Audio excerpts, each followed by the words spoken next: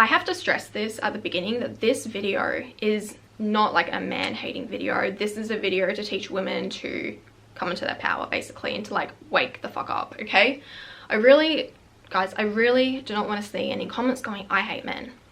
Not here, okay? Hello, my second channel. Welcome back to another video. Today, we're going to be talking about women. Number one, we are not each other's enemies. And in a world where pretty much everything pits women against each other, and it's so much harder for women to get the same respect as men, to climb up the corporate ladder, among many other things, women need to be there for each other, and we have to support each other. Another woman is not your enemy. Don't say negative things about another woman. Lift each other up, okay? If someone doesn't respect you, you need to walk away. You teach someone how to respect you from the moment you meet them. That will set the tone for the rest of the friendship or relationship. However, I want to also add that being a woman, the patriarchy will really put blame on a woman for everything.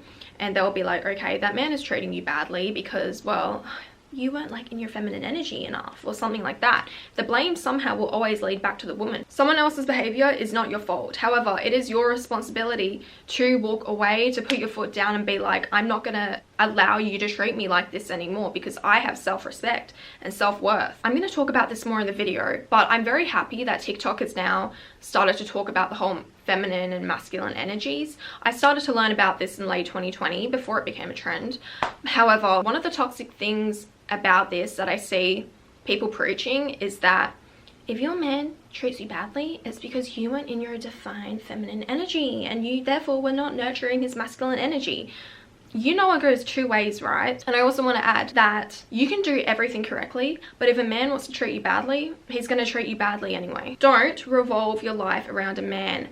Build your own life and a man will come second, okay? I promise, ladies, you really prioritize on building a fulfilling life for yourself outside of a man. That is when you're going to attract the best partners because you will feel whole in yourself. If you don't feel whole, you feel incomplete, you're looking for external validation, external love, you need someone else to fulfill you, you will literally feel so insecure that you will attach onto every single person that comes your way. That is one of the reasons why I think a lot of people get attached easily, because we feel incomplete. Someone comes along, they might not be perfect, but we will project onto them and be like, okay, they are going to fulfill this fantasy in my head, and well, it flops, okay? Especially with a lot of these feminine energy videos going around. A lot of the girls, they're preaching, you know, being stay-at-home moms and having a man provide for them. Absolutely nothing wrong with that at all. Not against that, but I want to say it is important to have a financial backup, okay? Don't be fully reliant on your man. Have your own bank account.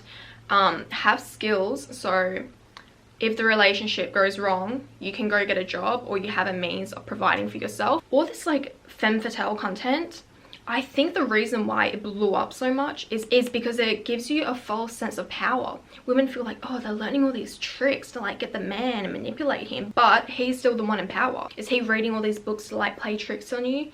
No, you're the one doing it still. He has power over you now. I think this content teaches you to not be yourself. What happens if you do all these tricks? You manipulate your personality to get this guy. You get him. Are you just going to keep up this facade? I think that's a really sad existence. It also teaches you to put the man on the pedestal. While you're trying to do all these things to get him to like you and to manipulate him, you will probably lose sight of the fact that it's just as important that you like him. When you're dating, always go into the date with the mindset that he needs to prove himself to me just as much, okay? Don't feel the need to prove yourself to people who don't see your worth. I think as a woman, we always feel like we do need to prove our worth, especially because society sees women as such one-dimensional creatures. You're either smart or pretty. You can't be both. And if you're both, I feel like people don't take you as seriously. For example, if you're pretty and smart, maybe she's not that smart. Or she's pretty, it's just makeup. There really needs to be a movement where women can be perceived as being more than one thing. We are so many people and we're allowed to be. No one shames a man for also being funny and intelligent, for also being attractive. It's seen as like an advantage. And I feel like for women, it's a disadvantage. You're almost seen as a threat, and therefore people will take you less seriously.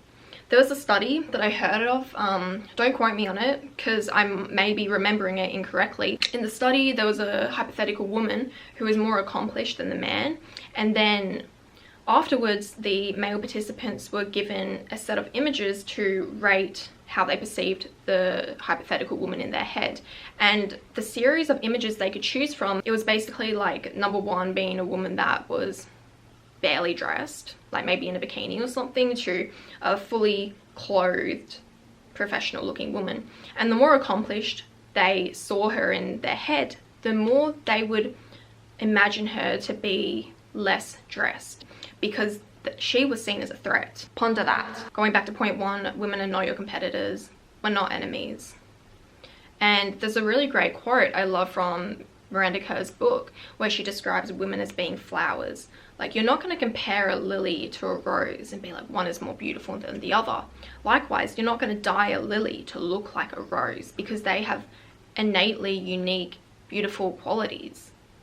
And that's what women are. That's what people are like, not just women, okay? This one may be controversial. No, it's not. It's not. If you find it controversial, you're a... Jokes. Don't give away your body too easily. What I mean by this is that hookup culture mainly benefits women unless you're participating in it, like Samantha Jones, where she actually doesn't really care about the guy's feelings and she does everything for herself. But I think women that participate in hookup culture now, they may do it because they feel like they're getting a sense of sexual liberation, or it's an act of sexual liberation. And it is, but only if you're doing it truly for yourself. If you're doing it because you think, I have power over men now, or I'm doing it to get the guy, you're not liberated. It just benefits the man, because women, there are more risks for us. More likely to get pregnant, more likely to get STDs, less likely to during the act, you know. But I want you to ask yourself, whenever you go to hook up, ask yourself, is this what I really want? And what is the real reason I'm doing this? Also, know that D is less valuable than P. Guys, I have to censor myself on YouTube, okay? D is less valuable than P. D is everywhere. P is not. It is so much harder for a man to get P than for a woman to get D. OnlyFans, it is not empowering. We talked about false sense of empowerment in this video. It's exactly that. The whole premise is that women are sexually liberated now because they have the option to sell their body online. And I think a lot of women will call it empowering because, yeah, they make that decision for themselves and they have the ability to do so, but two, because men are paying them to see this. And I understand why people will feel like it's empowering, but it's not, because at the end of the day, the man is still at the top. Who is the one deciding if you're attractive enough to get paid for your body? The guy. If collectively all of your OnlyFans subscribers decide that you are no longer attractive, you lose all your money. And there's a really great quote I love from Emily Ratajkowski's book. Once again, don't quote me on it. This is just like the gist. Basically, the person that has the beauty is not the one in power. It's the person that acknowledges the beauty that has the power. Because if you aren't acknowledging the beauty, is there even beauty? Something that really bugs me is when people will get into this industry because on the basis that it's empowering. It's not, okay? And you're really sending the message to wrong girls. I respect the people that go into it knowing what it is, knowing it's not empowering, and they don't try to sugarcoat it to make themselves feel better. And I forgot the creator, but she was saying she makes like millions a year from it, but she's not happy. She feels like it's so disempowering. She knows the truth, okay? And also, most creators don't even earn a lot of money from it. It's only like the top. Wow, this took a turn. Never chase a man, okay? You're the prize. Never chase a man. This can go back to the whole don't revolve your life around a man, but really let them chase you, okay? Don't let guys nag you, and don't let guys also diminish your self-worth or make you feel insecure. A really common one is when men say women are done by 30 and your looks will fade. It's like a scare tactic to make you more insecure so they can date you. And I know so many guys are going to be pissed at this video because I made a similar one before and they were all like, oh my god, like she should not be teaching women this because now it's going to be harder for us to date.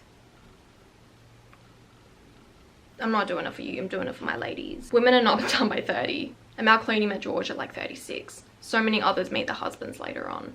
women will forever get pursued. And the last thing I want to leave you with is try not to feed the male gaze. And I know how difficult that is, because you know the Margaret Atwood quote, and it's basically like, there is a man looking inside your head and on all your actions you're doing, something like that. And even if you're not feeding the male gaze, by not feeding it, you are actually still performing for the male gaze. It's so messed up, and it's really hard for women to escape it. Like, but what I want you to do in an attempt to free yourself from the male gaze is, whenever you're doing something, ask yourself, am I doing it for me, or am I performing right now? I would really love to hear your opinions in the comments. I think it's really important that we spark debate about this type of thing, or get a conversation going.